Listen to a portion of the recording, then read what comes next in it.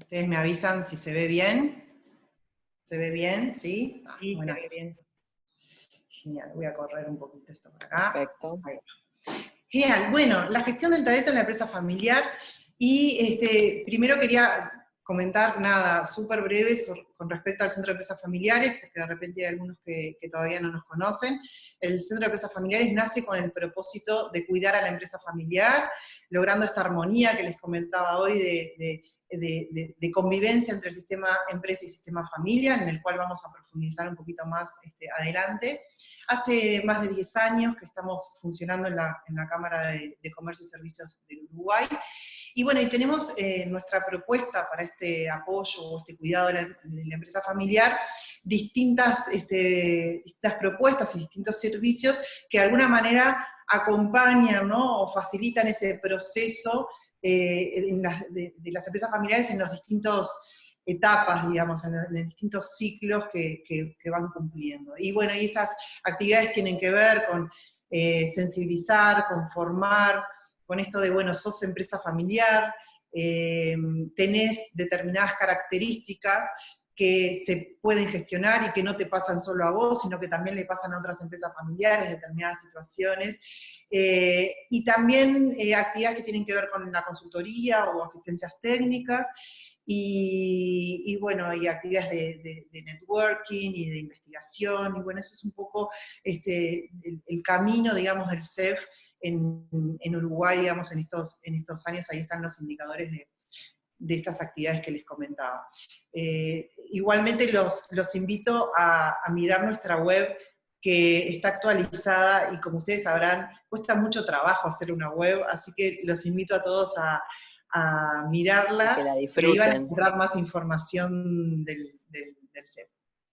Vero, ¿tenés la página web? Así la paso en el chat. Sí, está igual en alguna diapo, pero es centrodeempresasfamiliares.com.uy. Perfecto. Bueno, yo quería empezar a contarles algunas historias que son historias reales, los nombres fueron cambiados, pero que son situaciones que nos han planteado en el centro, y que de alguna manera me gustaba compartirlas con ustedes, para ir entrando en el tema, pero también porque seguramente se vean reflejados, o que también los llame a la reflexión, ¿no?, de ustedes como personas dedicadas a la gestión humana, cómo harían para gestionar estas distintas situaciones que se acercaron. La primera historia dice: Valeria trabaja en la empresa familiar que dirigen su padre y 2 de sus tíos. Actualmente, contándola a ella y a su hermana, son 10 los primos que se dedican al emprendimiento.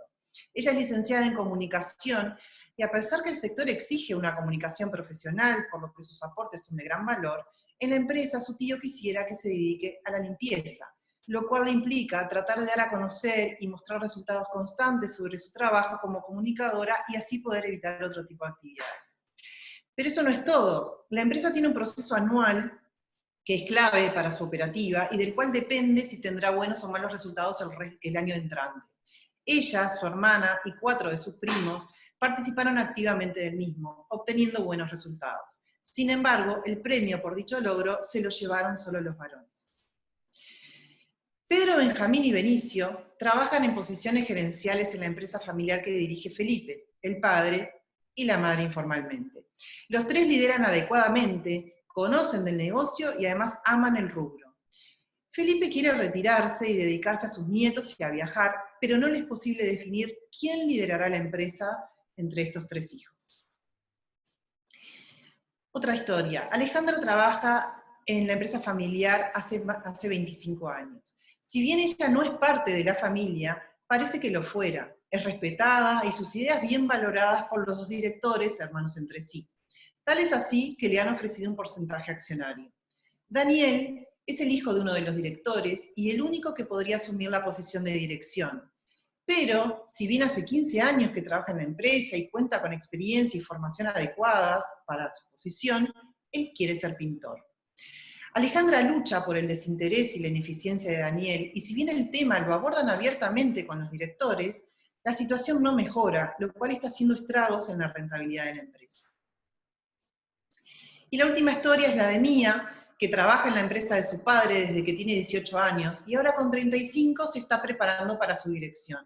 Sin embargo, si bien ella conoce del negocio, tiene algunos problemas de salud que le impiden trabajar más de 4 horas diarias y está preocupada porque sus dos primos, que ambos trabajan en posiciones de mandos medios en la empresa, no reconocen su liderazgo. No sé si alguno se ha podido ver reflejado, le suena familiar o por lo menos similar a alguna de estas situaciones. Vamos a ir entrando en el tema con ellas. Básicamente vamos a ver hoy cuándo es una empresa familiar, qué desafíos existen en cuanto a la gestión del talento en la empresa familiar y algunas prácticas saludables, la manzanita, como que son prácticas saludables para implementar ya y que solo dependan de la voluntad, digamos, y como para poder incorporarlas. Lo que nos ha pasado es que muchas empresas, que sí son empresas familiares, en realidad no saben que lo son.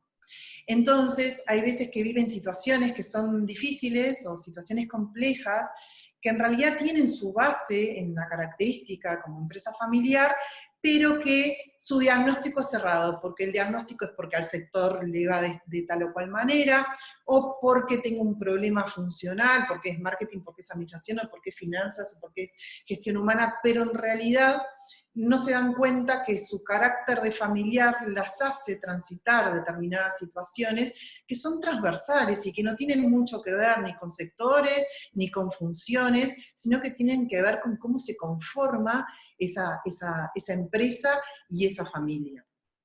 Entonces, nos parecía que estaba bueno decir, bueno, ¿cuándo hay una empresa y cuándo esa empresa es una empresa familiar?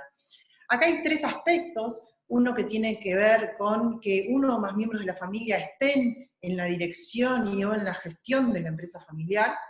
Otro aspecto que tiene que ver con la propiedad, o sea, que la propiedad de la empresa sea mayoritariamente de una familia. Y un aspecto que de repente no es tan objetivo como los otros dos es este deseo de continuar la empresa familiar en manos de la familia, o sea, este deseo de largo plazo, ¿no? De continuar, que para ellos se requiere de alguna manera que exista la voluntad, ¿no? De las generaciones actuales en que exista ese traspaso de mando, pero también un interés de las generaciones futuras para continuar esa empresa familiar. Y bueno, y acá está él, en esa voluntad de traspaso de mando, está el cómo hago yo para enganchar a las nuevas generaciones en la empresa familiar, ¿no? Y acá vuelvo un poco a esto de que muchas empresas no saben que son familiares porque de repente no soy yo solo que trabaja en la empresa y mis hijos en realidad están en edad preescolar o están en edad escolar, ni ahí con pensar en empresa familiar. Y en realidad es desde chiquitos que tengo que ir incorporando, ¿no? Esto de el gustito por lo que estamos haciendo, el gustito por la empresa. Pero además de estos temas, ¿no? Que son como más de manual, más de libro, ¿no? De qué es una empresa familiar, hay un tema que es más de panza, ¿no? Es más de decir, bueno, si la empresa familiar está almorzando con nosotros los domingos, ¿sí? Si la empresa familiar es tema de conversación fuera de un horario laboral regular, entonces podemos decir que es una empresa familiar.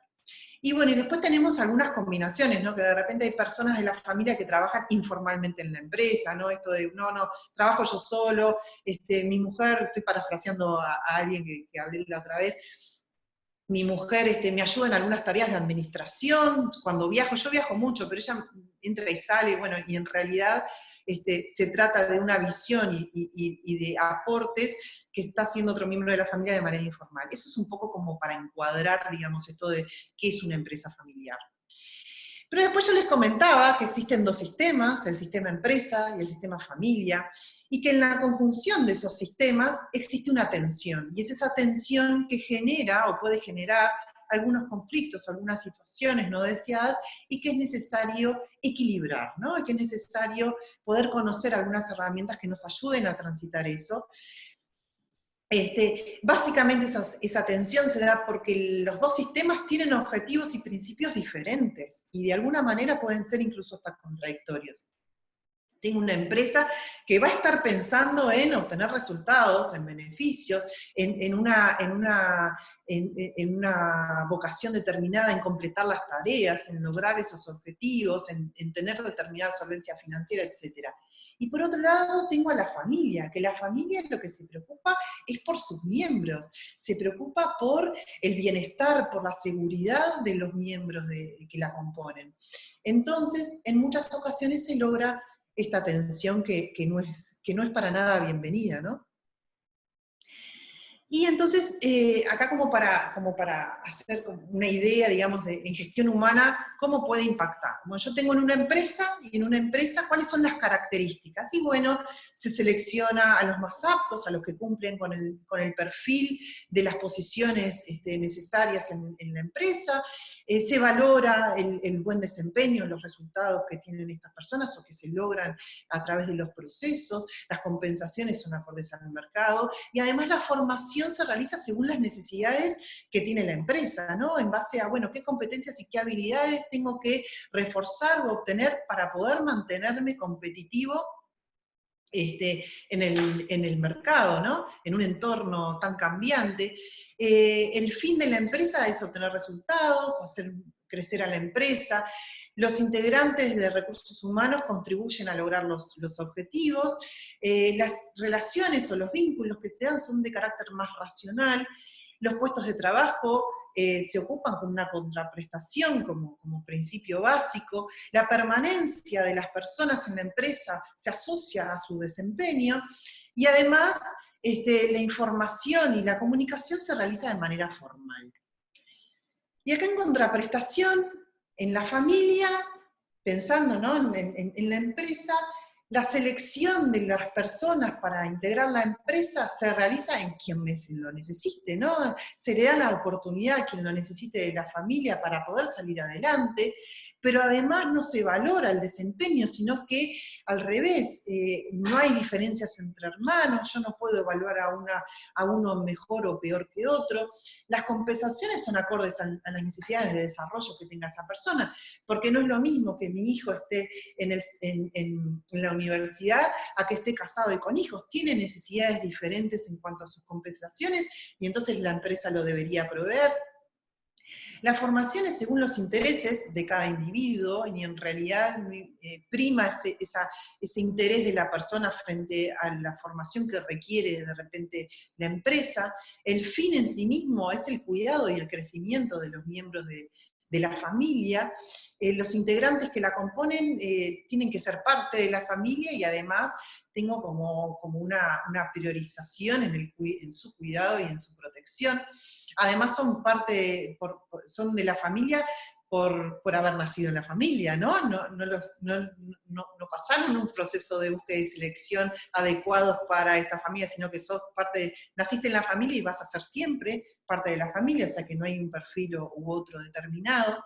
Las relaciones se dan en carácter más emocional, y esto en realidad no solo sucede con los miembros en sí de la familia que trabaja en la empresa, sino que también sucede con otros colaboradores que trabajan en la empresa familiar que no son parte de la familia, y la visión es más emocional. El criterio es de la igualdad, por esto de que no puedo hacer diferencias entre distintos miembros de la familia. Existe una estabilidad también en la permanencia en la empresa. Lo que sí cambia son los roles, ¿no?, que cumple cada uno en esa familia con el paso del tiempo, porque soy hijo, pero voy a ser padre, y voy a ser cuñado, ¿no? Y las comunicaciones en la familia se dan de una manera más informal. Esto que yo les decía del almuerzo de los domingos, bueno, pasa mucho. Y entonces acá encontramos de repente empresas que llevan de una manera particular la gestión humana en este tipo de organizaciones, empresas que de repente tienen más volcados hacia lo emocional, que les comentaba, y hacia la familia, y hacia el cuidado y la protección, y cubrir las necesidades de los distintos las familias, ¿no? Y otras que están más volcadas al cumplimiento, digamos, de las distintas actividades. Eso es un poco como para ponerlos en caja, ¿no? Pero existen ciertos desafíos, sí existirán. Pensamos en las historias, pensamos en lo que hemos vivido cada uno en la gestión humana de estas organizaciones, Incluso no existen muchos análisis o muchos estudios con respecto a las mejores prácticas de gestión humana en estas empresas. Hay algunos más puntuales que tienen que ver con grandes empresas familiares de gran tamaño. Ya si nos vamos a pymes y mipymes no existen. Entonces, bueno, sí que se presentan algunos desafíos que vamos a conversar a continuación. Lo que hice fue tratar de ordenar estos desafíos de alguna manera con grandes temas, digamos, de gestión humana. En los que tienen que ver con captación, esto es la definición de roles, de perfiles, responsabilidades, el proceso y quiénes son los responsables de esa búsqueda de selección y la inducción. Es bien importante en esto de quiénes son los responsables de esa búsqueda de selección, porque también en la medida que crece la empresa familiar, se supone que todas las prácticas son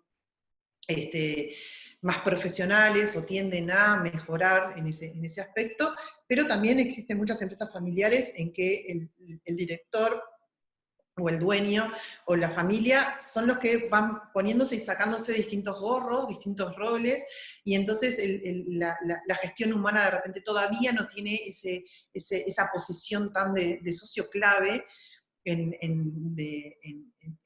la cabeza de la dirección. Luego el tema de retención, que esto es toda la vida, digamos, de los colaboradores en la empresa, el desarrollo de competencias, la motivación, el sistema de remuneraciones, los beneficios, el plan de carrera, o sea, es la experiencia del colaborador en la empresa. Luego la gestión del desempeño, vinculada a las evaluaciones y las promociones. Y luego, bien importante en las empresas familiares, es esto de la sucesión o el relevo generacional, porque está atado a esto que les comentaba, de la continuidad de la empresa familiar. Entonces, bueno, si nos vamos al primero, la captación, tenemos este tema, ¿no? Esta puja entre prestar ayuda incondicional a los miembros de la familia o seleccionar personas con el perfil adecuado a la posición. Y acá nos pasa o vivimos ciertas situaciones, ¿no? Que, bueno, los hijos o familiares ingresan a la empresa sin formación o sin experiencia. Entonces, de alguna manera, los que ya vienen trabajando en la empresa los miran de reojo, esto de que no hay un reconocimiento, digamos, porque sos el hijo del dueño. Si encima está en una posición de dirección o de jefatura, o con proyección a dirección, esta falta de reconocimiento realmente va en detrimento, en realidad, de los principios o los valores fundamentales del sistema empresa, ¿no? Esto de obtener buenos resultados, etcétera. Pero además el contrato puede no estar claro, esto de cuál va a ser mi rol, qué responsabilidades voy a tener, en qué posición voy a estar, o que me acoplo a papá o a mamá y hago lo que me mandan, sin ningún orden, o bueno, entro y salgo, yo quiero ir al club de tarde, tengo mis propias reglas, y como es empresa familiar, y nadie me dijo, o no acordamos, no está acordado, no están los requisitos previamente establecidos, ¿no? De cómo tiene que ser ese contrato, de repente me tomo atribuciones o flexibilidades que no debería, o tengo yo esa expectativa, ¿no? Cuando trabaje en la empresa familiar voy a tener determinada flexibilidad. Pero también existen hijos que ingresan a la empresa con formación, pero sin interés, ¿no? Lo que le pasaba a Daniel que quiere pintar cuadros, y entonces tiene la formación específica para la empresa, ¿no? Está en el rubro, está bien la formación, la experiencia, trabaja en la empresa, es reconocido, pero en realidad me demoro en los presupuestos, a los clientes, no hago un seguimiento de los distintos proyectos, y bueno, y cómo eso va repercutiendo en ese desinterés, porque en realidad mi cabeza está en, bueno, venir, cumplir el horario de la empresa familiar, pero irme a pintar.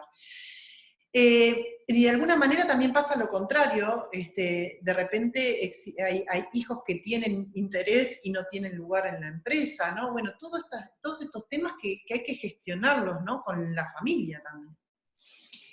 ¿Y qué es lo que pasa? Cuando suceden este tipo de cosas, la imagen de la empresa, o sea, la empresa se va generando una imagen, ¿no? Que va trascendiendo las paredes de la organización, y de alguna manera se genera un círculo en el cual luego se le puede hacer más difícil poder encontrar personas talentosas, externas a la familia, dispuestas a trabajar en la empresa, porque ahí los hijos son los que tienen la posibilidad, o porque ahí no saben llevar la empresa profesionalmente, y si supieran por qué están buscando afuera. Bueno, entonces también todos estos temas que vamos a ver hoy de la gestión del talento hacen también a la imagen que tiene la empresa hacia afuera, y será importante luego eso como para poder ofrecer y tener lugares, y que esos lugares quieran ser ocupados por otras personas que no sean parte de la familia, que de repente con otros conocimientos o formaciones que son necesarias. Pero además de todo, ¿qué hacemos en la empresa para presentar al nuevo? Para presentar a ese hijo o a ese sobrino que llega a trabajar en la empresa. ¿Y qué hacemos con respecto a cómo nos preocupamos o cómo nos ocupamos en la recepción de esa persona, en cómo le va a caer a las personas que de repente hacen mucho tiempo que están trabajando en la empresa, que en algún momento llegaran a fantasear o hacer una proyección de sus carreras en la empresa, y de repente entra una sobrina y dice, esto acá voy a tener un techo, ¿no? Entonces, ¿cómo hacemos para ir empezando a gestionar estos cambios en las organizaciones, que son de repente temas que tienen que empezar a estar en agenda, se tienen que empezar a hablar, que en muchas organizaciones por suerte ya sucede, pero en otras no, o en otras no de manera formal, o se empieza a hablar o a conversar, pero no se logra determinados acuerdos, ¿no? En esto de decir, bueno, ¿cuáles son los requisitos para que un familiar ingrese a la empresa? ¿Queremos que familiares ingresen a la empresa? ¿O queremos que familiares políticos ingresen a la empresa? ¿Qué necesidades o qué requisitos de formación tienen que tener? ¿O qué experiencia tienen que tener? Hay muchas empresas, y es bien saludable, y nosotros lo recomendamos, que antes de ingresar a trabajar en la empresa familiar, los hijos hagan su propia experiencia en otras organizaciones, porque además enriquece esa mirada diferente por haber transitado otra experiencia, ¿no? O viajar, ¿sí? Que vean el mundo desde otras perspectivas, ¿no? Como para ampliar esa mirada. Bien, por acá ya estamos y nos vamos a la retención. Y en la retención acá tenemos el hermano en venta y amo a mi hermana, y esto es tan característico, ¿no? Porque tenemos esto de que existen situaciones entre hermanos que de repente se dieron hasta en la infancia, ¿no? Me ha pasado de estar en alguna organización en los cuales no se llegan a acuerdos a nivel de temas de dirección, ¿no? Hasta estratégicos de una empresa, y que de repente es no, porque siempre mamá tal cosa contigo, ¿no? O hasta no me pasabas la pelota nunca. Y entonces, de alguna manera, la mesa de ámbito de dirección de la empresa empieza a tener otro tipo de funcionalidad. Entonces, ¿qué pasa, ¿no? con estos vínculos que tenemos que cuidar? ¿Sí? Porque lo que sucede es que todo lo que pasa en la empresa familiar repercute en la familia, y nosotros, el objetivo que debemos tener como empresa familiar es la unión familiar. Y por eso esta preocupación por gestionar los posibles conflictos que puedan suceder. Y a mí me gusta presentar este tema de la retención o de la experiencia de colaboradores como la otra cara de la experiencia del cliente. Seguramente ustedes escucharon en estos tiempos hablar de que hay que hacer foco en el cliente, hay que rediseñar la experiencia del cliente, que ahora la experiencia del cliente es digital y todas las cosas que trajo la pandemia, pero además es necesaria una transformación digital, que eso lo que tiene en foco es al cliente y al componente humano en las organizaciones, o sea, cómo nos transformamos como organización hacia lo digital para poder lograr otras cosas, bueno, etcétera. Entonces, yo digo, bueno, mucho foco en el cliente y en la experiencia, customer experience y no sé cuánto, y en realidad, ¿qué hacemos para soportar, ¿no? ¿Qué hacemos para apoyar esa experiencia del cliente con nuestros colaboradores? Porque son nuestros colaboradores, esta people experience, que son los que van a apoyar esa experiencia del cliente. Y acá tenemos dos experiencias desde las dos miradas distintas, ¿no? Desde el colaborador que es parte de la familia y el colaborador que no es parte de la familia. Y acá, por ejemplo, bueno, tenemos estos celos entre miembros de la familia, o porque ocupa tal posición, y en realidad cuando ocupa tal posición está más cerca de papá, o está cerca de mamá, y yo quisiera esa posición, y de repente hay unos celos que hasta son inconscientes, ¿no? Y cómo eso repercute también hacia el resto de la organización. Pero además pueden suceder que haya retiros de dinero que no estén preestablecidos, ¿no? O beneficios que sean solo para miembros de la familia. Esto de, yo veo bastante seguido esto que, bueno, en la tarde hago, después del almuerzo, hago 1 o 2 horas y me voy al club, y el resto de la organización no, el resto de la organización no. Bueno, ¿cómo hacemos para que eso no se perciba de una manera inadecuada, ¿no? O cómo hacemos para que todos los miembros de la organización tengan el mismo tratamiento, que es en realidad lo que en un principio de empresa debería suceder. Pero además el desarrollo profesional muchas veces está a cargo de la empresa, y en realidad lo que debería suceder es que la empresa sí apuesta al desarrollo profesional de su personal, pero el desarrollo profesional de sus competencias y habilidades que le permitan hacer frente a un entorno cada vez más competitivo. Y no a otro tipo de formación, de capacitaciones o de habilidades que no tienen nada que ver con lo que queremos lograr en el sistema empresa. Pero sí desde el punto de vista de la propiedad de ese colaborador familiar, la familia debería proveer la oportunidad para que para que varios miembros de la familia puedan formarse y tengan una oportunidad de trabajar en la empresa familiar, ¿se entiende?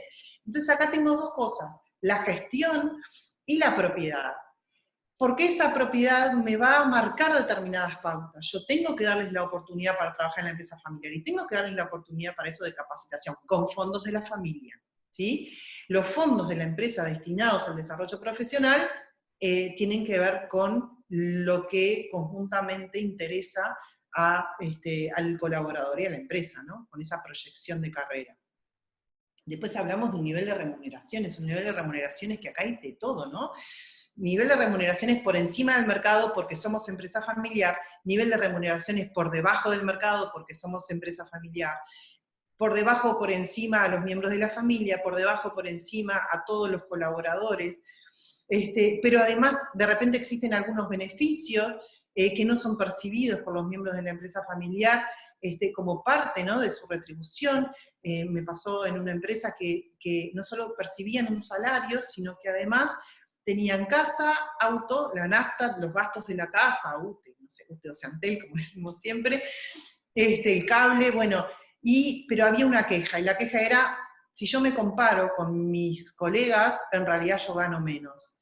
Y ahí era, ¿ganás menos cuánto? ¿No? O sea, vos te diste cuenta que estos beneficios no es que los tenés por mamá y papá, o sea, los tenés porque trabajás en esta empresa. Y si empezamos a sumar esos beneficios, estarás igual que el mercado o por encima, ¿no? Ese darse cuenta de también que exista una valoración, porque hay veces que esos rumbos se dividen. Y acá tenemos la historia de Pedro, Benjamín y Benicio, ¿no?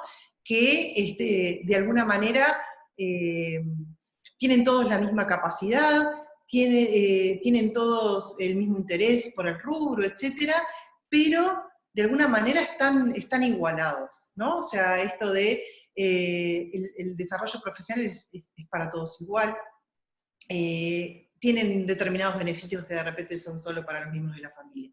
Y si vamos a la otra cara, a la cara del colaborador no familiar, y bueno, si no tienen claro los roles y las responsabilidades y no sé cuánto, yo recibo órdenes y contraórdenes todo el tiempo. Pero además entiendo que tengo un techo para mi desarrollo en esta empresa, y además percibo esa desigualdad en horarios, licencias, flexibilidad, lo cual me hace de alguna manera también volver a esto de que de repente no reconozco al otro. Recuerden lo que le pasaba a Mía. Mía tenía este tema de que trabaja 4 horas, y bueno, y esas 4 horas cómo influyen, ¿no? O sea, cuál es la imagen que se da desde la dirección, ese ejemplo de líder que se le da a la organización. Y bueno, el nivel de remuneraciones es igual parejo, ¿no? En los dos, o sea, es alto porque es una empresa familiar, es bajo porque es una empresa familiar, y luego un tema bastante interesante también es que el nivel de remuneraciones entre los miembros de la familia, esto no se los comenté antes, de repente es igual, y no importa la dedicación, no importa las posiciones, esto que de repente hay diferencias en las remuneraciones en las distintas gerencias funcionales, en realidad en muchas empresas familiares no se da, o sea, sos gerente de la empresa familiar, ganas esto, ¿no? Y bueno, y después el tema de la valoración de sus ideas, ¿no? Esto de, yo puedo tener un fundador como súper fuerte a nivel de presencia, a nivel de ideas, vamos, de repente es una empresa que tiene mucho éxito y entonces es difícil que pueda haber una apertura a recibir nuevas ideas o aportes o otras miradas, y bueno, y eso también va en detrimento de la frustración, ¿no? O sea, de la experiencia que puede tener el colaborador no familiar en la organización. Luego la gestión del desempeño, y la gestión de desempeño como insumo fundamental, no solamente para dar un feedback, ¿no? Una retroalimentación al personal, sino también como insumo para esa experiencia, ¿no? Del colaborador, ese desarrollo de carrera, pero también para la sucesión, ¿no? Después vamos a ver por qué. Porque si yo soy incapaz de, imaginen, de, por ejemplo, el nivel de remuneración, hacerlo diferente según el aporte de cada uno, imaginen una evaluación de desempeño. O sea, ¿yo cómo voy a hacer para evaluar diferente a mis hijos? Pero me es imposible, mi principio de familia es la igualdad, el generar oportunidades a quien lo necesite, ¿no? Entonces, con esa cabeza, ¿cómo hago para poder evaluar el desempeño a hijos o a familiares, ¿no? Y encima si estoy desconforme con los resultados, pero que es peor, ¿no? O sea, esto es es imposible para mí poder hacerlo. Y entonces de repente en estos temas no es solo el encontrarme en una posición difícil para poder hacerlo, o bueno, ¿cómo le digo al hijo del dueño, ¿no? Que esto no está bien, sino en el buscar el mejor método para poder hacerlo, ¿no? Esto de, a todos nos gusta que nos digan cómo lo hacemos, qué se espera de nosotros, si lo logramos o no lo logramos, cómo nos podemos proyectar, qué se espera de mí en el resto del año, en los años siguientes, etcétera, ¿no? Y eso es insumo fundamental para esta formación y desarrollo de personas para afrontar los desafíos que se presentan en el entorno y que cada vez son más cambiantes, más dinámicos y todo eso que ya sabemos. Pero entonces, si yo de alguna manera trato de objetivizar, ¿no? O incorporo personas que no son de la familia para apoyarme en la realización de esa evaluación, que pueden ser otros niveles gerenciales, pero también puede ser la opinión de su equipo, la opinión de clientes, la opinión de proveedores, ¿no? O sea, tratar de incorporar otros sistemas que me permitan hacer una evaluación más objetiva, ¿no? Y que no me genere a su vez conflictos en casa. Después, sí, aparte, si no hago la gestión del desempeño, si no hago una evaluación, supongan, de repente tengo estas situaciones, ¿no? Estos pensamientos en la empresa no me valoran, porque en realidad nunca me dijeron, lo hiciste bien, ¿no? O sea, no hubo esa instancia de reflexión, de acompañamiento, de intercambio que enriquece todo lo que ya sabemos en las prácticas de gestión humana. Y entonces puede estar esa percepción de que todo lo hago mal, siempre lo mismo, ¿no? O voy a dirigir la empresa porque en algún momento se va a jubilar, pero en realidad no es porque yo me crea que él cree que yo tengo las capacidades, y acuérdense que esta sensación, ¿no? de seguridad y de tratar de conocer qué es lo que opina papá, mamá de mí, es importante, además bueno, para un tema de confianza y todo lo lindo, porque son papá y mamá, ¿no? Y de alguna manera también necesitamos como ese refuerzo. Y después esta situación, bueno, si no soy de la familia no tengo chances, porque de repente tengo como esos techos que son invisibles en poder hacer una carrera, porque tengo familiares que de repente no estaban en su momento y ahora sí, y encima de repente me piden que los tengo que preparar, ¿no? Y entonces, ¿cómo hago para poder gestionar todas esas emociones de las personas que no son miembros de la familia, ¿no? Después no sé bien lo que tengo que hacer, qué se espera de mí, bueno, estas metodologías de gestión de desempeño ayudan. Pero después tenemos como el otro extremo, ¿no? Todo lo hago con mi padre. Me acuerdo una empresa de créditos del interior, ¿no? Y entonces habían formado una dupla divina, padre e hijo. El hijo 50 años, ¿no? Y el padre no se iba y no se quería ir. Y en realidad formaban una dupla genial, se llevaban súper bien, rompían el mundo, ¿no? Divino, pero la realidad es que el riesgo que existía era tan grande de estar tan pegado y de no saber, digamos, despegar, y bueno, ¿cómo lo hago yo solo, no?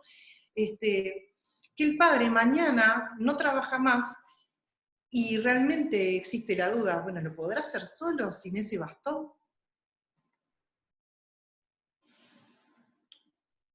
Y luego tenemos el relevo, ¿no? El relevo, a ver, muchos de los temas que fuimos tocando y tienen, o sea, son como temas en sí mismos, no estoy chequeando el tiempo, no me quiero pasar. Muchos son temas en sí mismos y el relevo, la sucesión en las empresas familiares, es como, bueno, es como un taller, varias consultorías, pero es uno de los temas bien centrales, ¿no? ¿Y por qué es bien central? Es bien central porque tiene como dos aspectos. Uno, que cumple con eso que vimos al inicio, ¿no? De la continuidad en la empresa familiar. Y desde ahí es bien importante, porque nos lleva a cumplir con ese deseo, ¿no? Que la empresa familiar continúe en miembros de la familia. Pero además, tiene algunos aspectos más de carácter, o bien de carácter emocional, que lo complejizan, que lo hacen más difícil esa transición. No es que un alto ejecutivo se va a jubilar por edad y cambia de trabajo y preparó antes a alguien. Es que mi papá se va, que mi mamá se va. Muchas veces el dejar de tener esta actividad se asocia a la muerte, ¿no? Entonces, eso existe ahí como un temor a la muerte que hay que resolver, también a que, bueno, voy a perder el poder, voy a perder el liderazgo, ¿cómo me van a mirar? ¿Cómo voy a perder posición social? Pero además de repente ni siquiera a lo largo de todos estos años fui previendo unos retiros para la jubilación, y entonces en la empresa deberíamos ver, bueno, cómo es que lo hago. Ahí hay algunos de los miedos que suceden.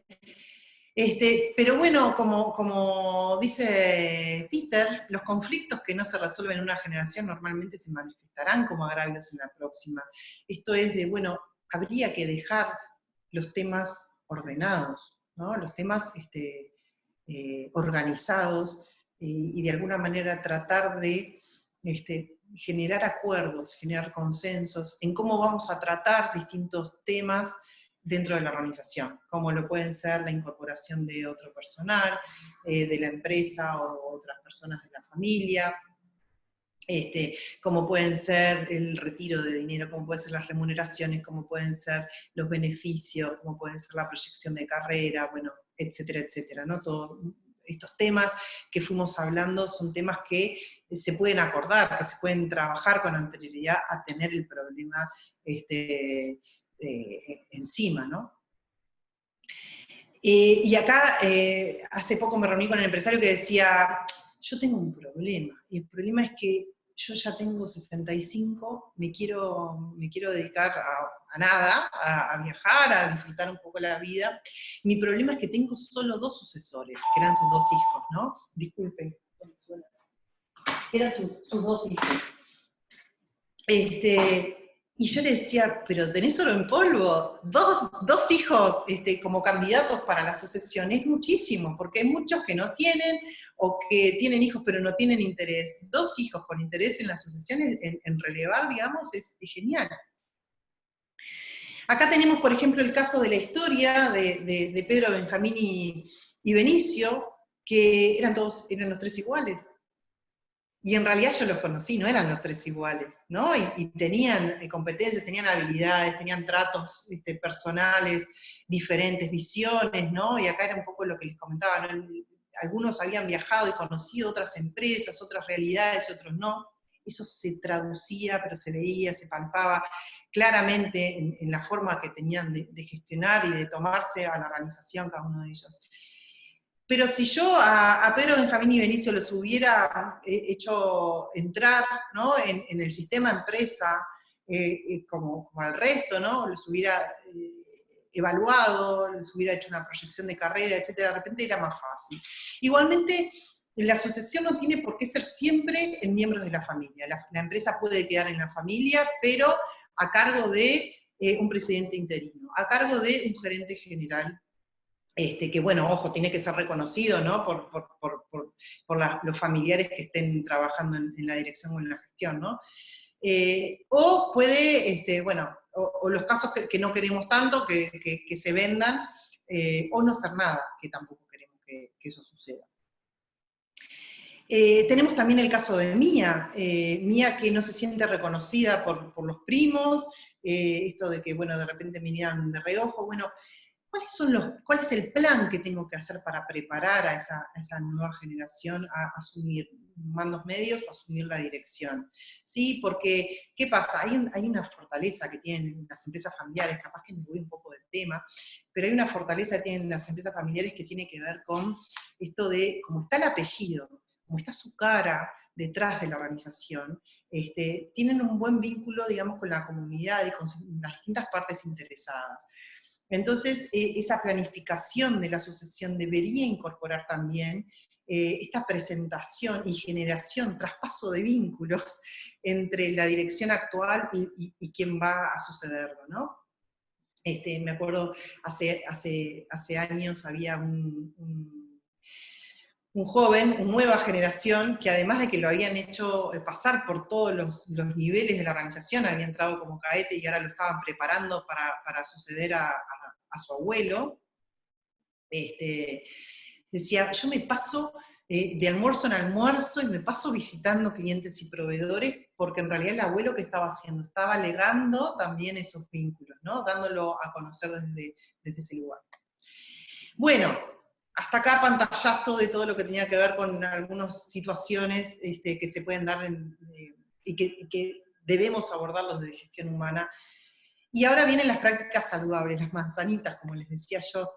Son algunas prácticas que están probadas, ¿no? Y que si hay algo que tienen las empresas familiares, que es genial, esto de que las situaciones que atraviesan en general, lo atraviesan todas las empresas familiares, con distintos matices y con distintas culturas y formas, ¿no? Y actitudes y comportamientos, está bien, pero en realidad hay herramientas que son como básicas para poder ayudarlas y para poder gestionarlas, ¿no? Facilitar esos procesos y poder gestionar esas tensiones que se daban entre los dos sistemas que hablábamos.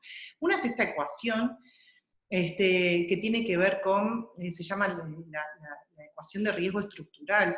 Esto básicamente dice que, bueno, cuanto mayor compleja es la familia y cuanto mayor compleja es la empresa, yo necesito un desarrollo de estructura, que ahora vamos a ver qué es, pero básicamente son prácticas profesionales, digamos, de la gestión empresarial, para poder bajar el riesgo que tiene la empresa estructural, o sea, para bajar el nivel de tensión. Y básicamente decimos, bueno, las empresas familiares van a transitar situaciones de conflicto, van a transitar situaciones, digamos, complejas. Es imposible predecir cuáles van a ser esas situaciones. Pero sabemos que si existe una complejidad de la familia, por la cantidad por el número de personas de la familia, por las ramas familiares que trabajan en la empresa, no es lo mismo una familia núcleo que ya, ¿no? Que estén tíos, sobrinos, o incluso familiares políticos, por el nivel, por las normas y las reglas que tengan en la familia, por la cultura que se tenga en la familia, por las experiencias vividas, por la formación de los miembros de la familia. Y después una complejidad de la empresa, que está dado lo mismo, ¿no? Por el tamaño de la empresa, por si es internacional o no, por la cantidad de centros de responsabilidad, la cantidad de sucursales, si opera solo en Montevideo, en el interior también, por el nivel de diversificación, las líneas de negocio que maneje. Y bueno, y para eso, no todas las empresas van a necesitar un desarrollo de estructura que tiene estas 5 prácticas igual, sino que va a depender el ciclo en el que se encuentre, va a depender estos niveles de complejidad, cuál es la situación de la empresa y la familia, como para decir, bueno, necesita estas prácticas, o estas prácticas con este nivel de profundidad, estas prácticas todavía no, etcétera, ¿no? Y básicamente lo que tenemos es la institucionalización, esto es básicamente tener espacios organizados, en el cual se den intercambios, información y toma de decisiones. ¿Quién participa de qué espacios? ¿No? Y de repente yo tengo familia que no participa en la empresa, pero que informalmente tiene, de alguna manera tiene alguna injerencia, ¿sí? O por el asado de los domingos que les comentaba, o porque se lo consulta. Entonces hay un consejo de familia, donde participa toda la familia que tiene interés, que tiene propiedad, y de alguna manera se le informa cómo va la empresa, se escucha cuál es su visión de la familia con respecto a la empresa, bueno, un consejo de familia, un consejo de administración, un consejo de dirección, unos velan por el cumplimiento de la gestión con los deseos de la familia, ¿no? Otros velan por la operativa, pero básicamente que se den distintos niveles de gobernanza, ¿no? Distintos niveles de toma de decisiones ordenados y definidos de quién participa de qué instancias. Luego, esta diferenciación de familia-empresa, ¿no? Que es un poco lo que tiene que ver con la gestión humana que veníamos hablando desde hoy. La diferenciación laboral, esto es, bueno, los que están en la empresa es porque tienen las cualidades para tomar, y aparte algo que no les comenté, pero también pasa mucho en las empresas familiares, como tienen esto de la gestión más emocional. De repente, la selección de personas no miembros de la familia, pero que porque son buena gente, porque es una buena chica, porque es una persona agradable, o porque me inspiró confianza, es bien común también. Tengo ejemplos varios, la cajera que era disléxica, la asistente administrativa para hacer registros en Excel, que no sabía usar Excel, pero es tan buena.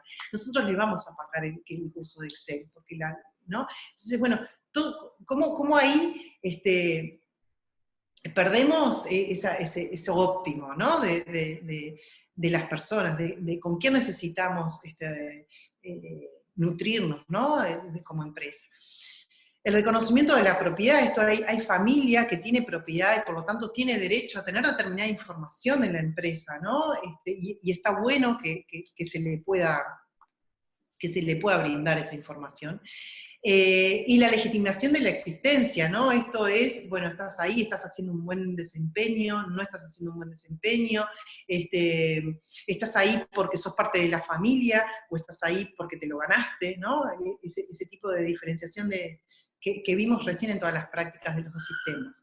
Luego prácticas de gestión que de repente no están, no tienen que ver solamente con empresas familiares, son prácticas de gestión que son probadas, que tienen buenos resultados en cualquier tipo de empresa, ¿no? Si puedo hablarles, no sé, de planificación estratégica, automatización de procesos, de estructuras organizacionales, de digitalización, bueno, cuadro de mando integral, no sé, distintas prácticas que hacen a que la empresa sea más profesional en sus prácticas, y a su vez en que pueda obtener información, que la toma de decisiones sea a través de información. Esta estructuración de la información tiene que ver con eso. O sea, yo dirijo y tomo decisiones en base a olfato o en base a información. ¿Ah? Luego todo lo que tiene que ver con comunicación, la comunicación como práctica esencial para mantener los vínculos, ¿no? de la familia, es como la práctica por excelencia. Hace poco, hablando con algunas empresas sobre la pandemia, cuáles habían sido los desafíos en los cuales se habían enfrentado, y lo que habían descubierto también, que se le podría llamar prácticas o buenas prácticas, o prácticas que estamos aprendiendo para gestionar todo esto, me comentaba que se habían encontrado con que empezaron a hacer reuniones más seguido, reuniones de coordinación que de repente en lo cotidiano no llegaban a hacer, pero lo que más valoraban era que en esas reuniones, que en general cuando sucedían era, bueno, vos haces esto, vos lo otro, producimos tanto, bueno, cosas bien de la empresa, habían empezado la reunión preguntándose entre ellos, ¿cómo estás? Y habían descubierto que nunca se preguntaban eso, y que la construcción, digamos, de ese vínculo no estaba, y les encantó, ¿no? Entonces, bueno, ahora después está el desafío de cómo mantenemos todo esto que descubrimos en la pandemia, pero eso es otro capítulo aparte. Bueno, ¿cómo vamos a manejar estas diferencias? Vamos a explicitar reglas, vamos a hacer acuerdos con respecto a cómo vamos a manejarnos en la empresa los miembros de la familia. Y por último, bueno, esta sucesión La asociación esta capacidad emprendedora que es súper importante, porque difícilmente yo con la misma empresa, haciendo exactamente lo mismo, pero al mando de otras generaciones, yo pueda tener resultados, los mismos resultados o éxito en un entorno que ha cambiado, ¿no? Entonces esto de la segunda, la tercera generación, que una la crea, la otra no sé qué, en realidad, más allá de que personalmente creo que es un mito, porque muchas empresas que abren y cierran, ¿no? Y en realidad, si comparamos los dos indicadores, son similares, o sea que hay un tema de otro tipo que no tiene que ver con el carácter familiar.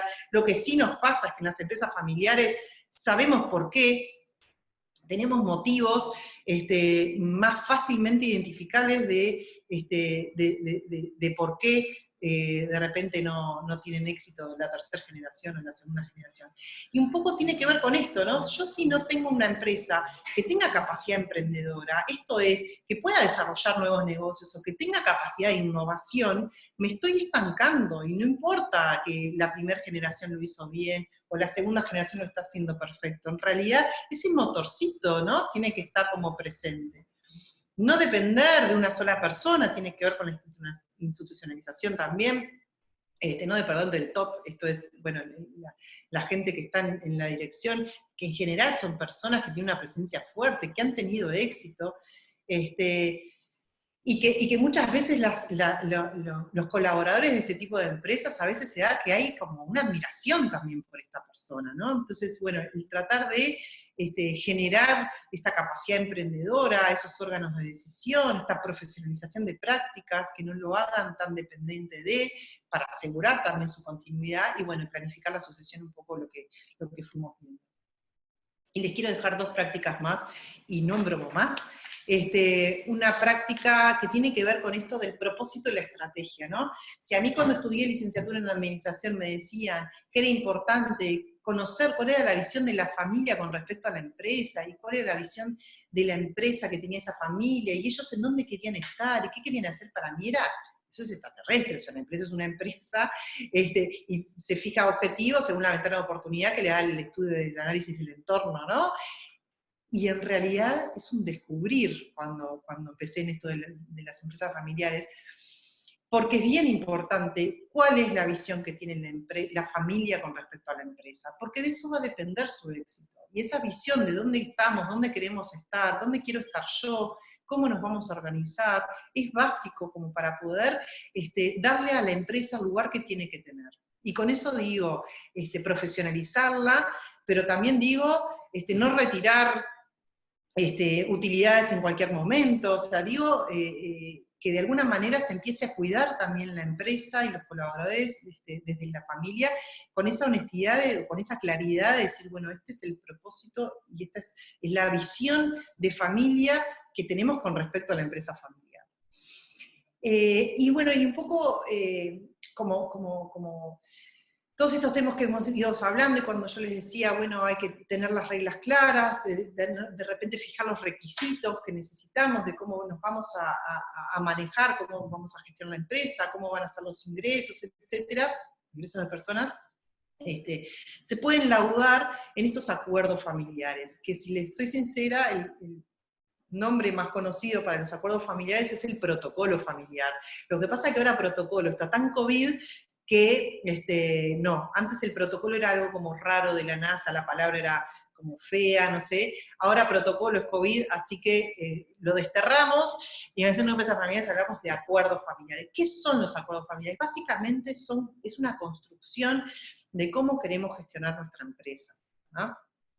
Son metas, son reglas, son normas, son requisitos, pero son requisitos que logramos a través de un consenso, que es bien importante eso del consenso, y que se llegan a realizar, se llegan a escribir luego de pasar por un proceso que es bien rico, donde participan todos los miembros de la familia, que se ponen de acuerdo en estas normas, en estas reglas, y que se empiezan a escuchar, que empieza a haber un intercambio, un conocer otras miradas, que de repente en la diaria yo no escucho lo que dice mi sobrina, pero en la mesa, hablando de este tema, hay un espacio para todos, y empiezan a darse ese conocer la opinión de los otros, que es súper rica. Entonces siempre decimos, bueno, los acuerdos familiares son súper importantes, sobre todo por el proceso que transitan, porque es un ejercicio que es bien importante y que después la familia puede seguir ejercitando.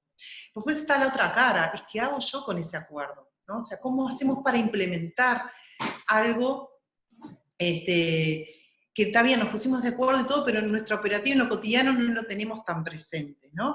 Y acá es donde de repente esta gestión del cambio empresarial se hace presente, ¿no? De repente, no sé si ustedes han ido a poder seguir el vínculo en todos los distintos temas y cómo es necesario para empezar a tenerlos en agenda, empezar a ver cuál es la necesidad, empezar a ver cuál es la urgencia, cómo nos vamos a manejar como empresa para tener éxito en un ambiente que cada vez se complejiza más, con las prácticas que más nos lleven a nosotros a cuidar y mantener la unión de la familia.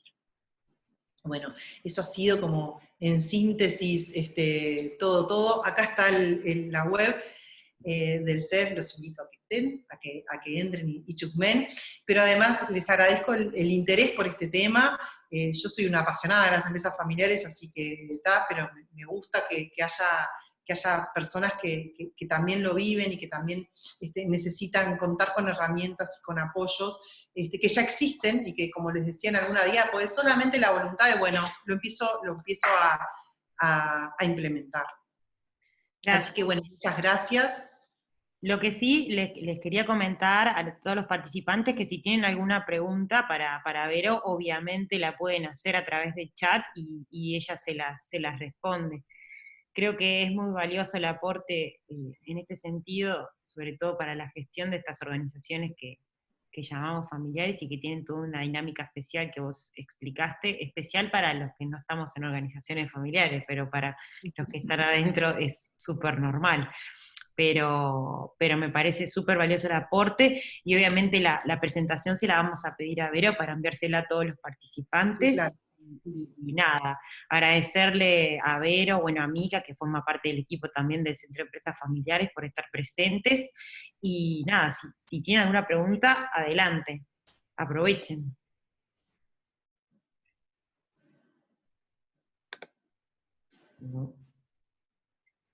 Gracias Rosario, gracias Priscila. Sí, gracias chicas. Fuiste muy clara, Vero. Seguro. Fuiste muy clara. Gracias. Hay alguien que...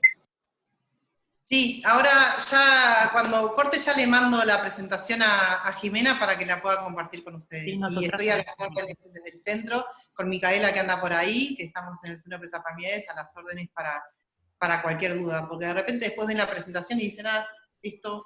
Sí, en la presentación están todos los medios de contacto de las chicas.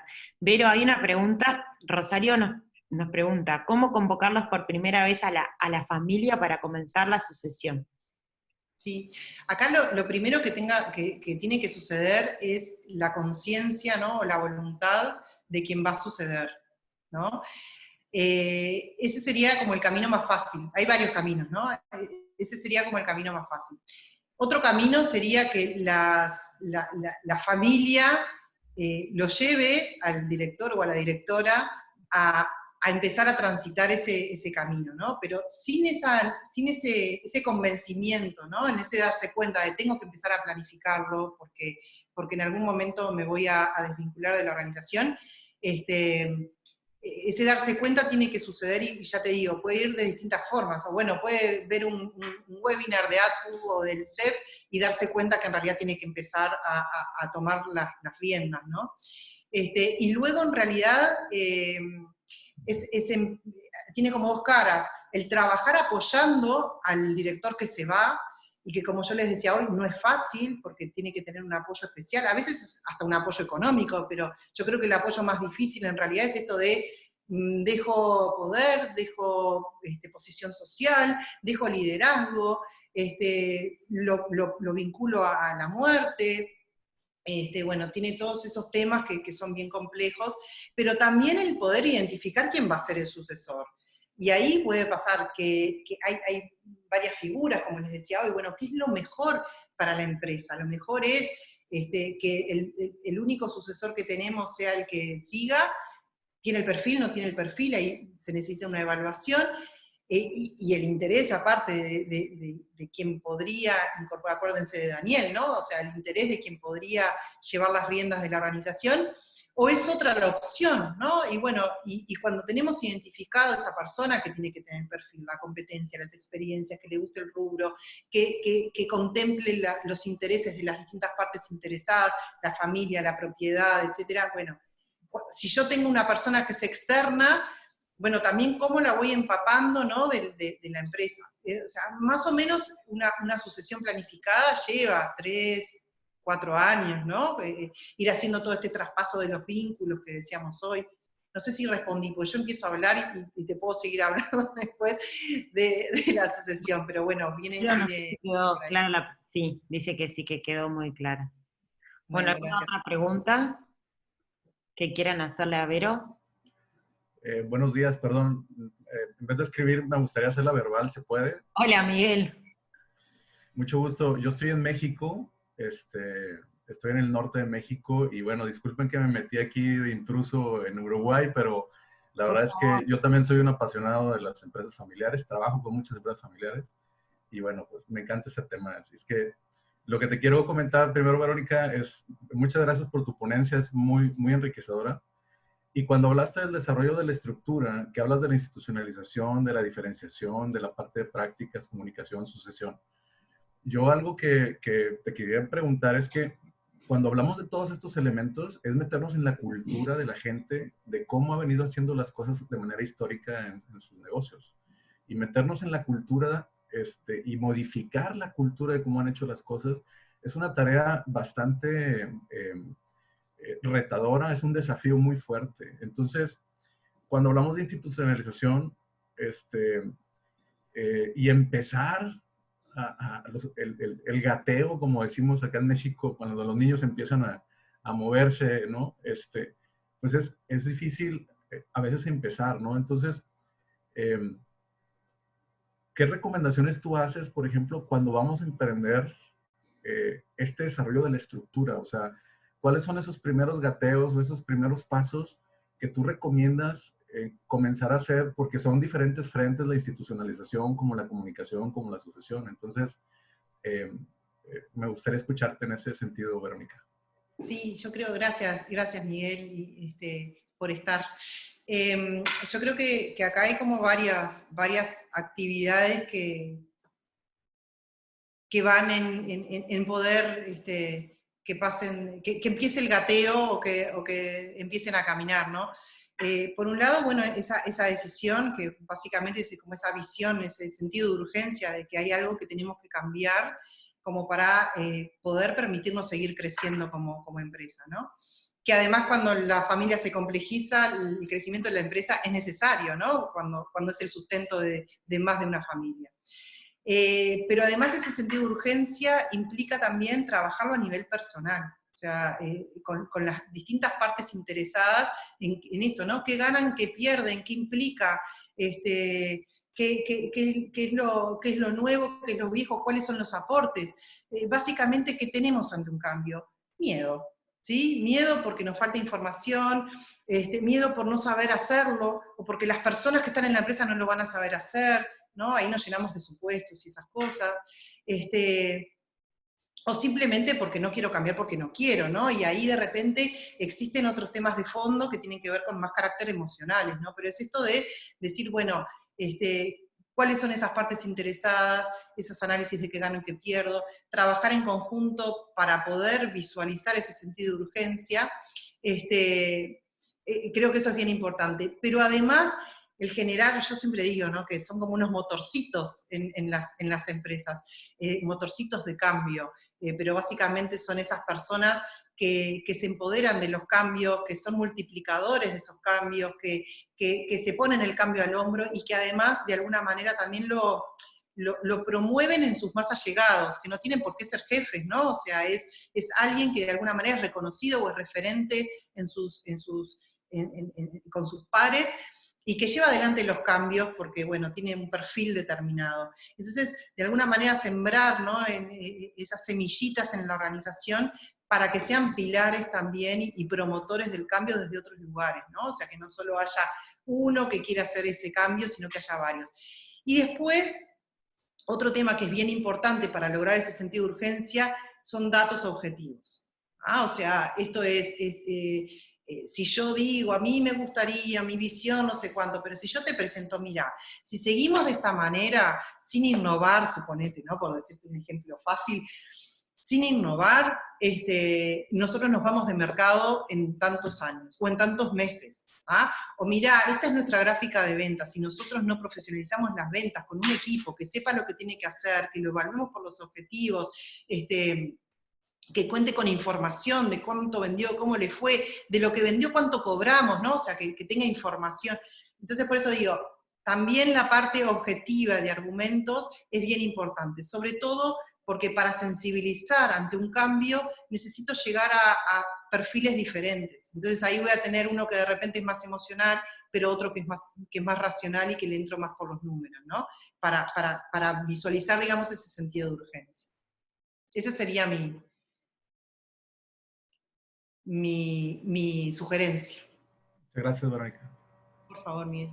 Gracias a ti. Bueno, ¿alguna pregunta? Gracias, Miguel, por participar, más que bienvenido. ¿Alguna pregunta más? Bueno. Ya que nadie tiene más preguntas, Vero, muchas gracias por haberte animado a este desafío de brindarnos un taller sobre gestión de empresa familiar. La verdad agradecemos mucho poder tener aliados como vos, además de socia de nuestra asociación, y tener el respaldo del Centro de Empresas Familiares a través de la Cámara de Comercio y de Servicios es muy importante. Así que nada, gracias a todos por participar y tomar. ¿Cómo? Y muchas gracias a ustedes por este espacio. No, por favor. Gracias, Vero. Que sea el primero de muchos. Sí. Ay, Maruri. Un placer. Un placer escucharte. Gracias, Vero. Gracias. Que tengan buen día todos. Buena jornada.